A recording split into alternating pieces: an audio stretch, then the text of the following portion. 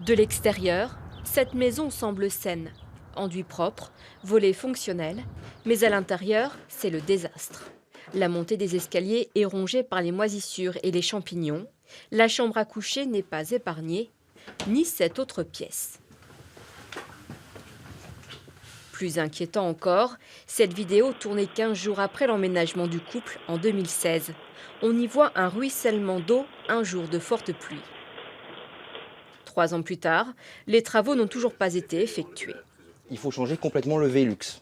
Parce que la filtration d'eau se passe par directement la charpente qui est juste en dessous.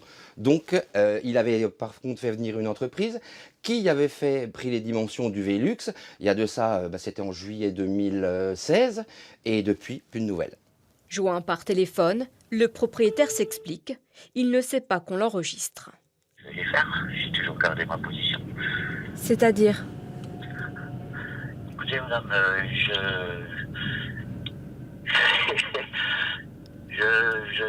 n'ai pas envie de causer. Je vais régler mes problèmes je vais régler mes problèmes avec ces gens et puis voilà. Sollicités par le couple, les services de l'hygiène de l'agglomération de Montbéliard ont constaté l'insalubrité de l'habitation et dressé plusieurs procès-verbaux. Procès-verbaux transmis au propriétaire par le maire de Brognard. Pourtant, les choses ne bougent pas, le pouvoir des institutions semble limité, d'où la proposition de loi que le sénateur des Bouches-du-Rhône s'apprête à présenter. Dans la plupart des 37 000 communes, puisqu'il n'y a que 280 communes qui ont ce service d'hygiène et de santé, mais dans toutes les autres milliers de communes, le maire il est finalement sans pouvoir sur ça.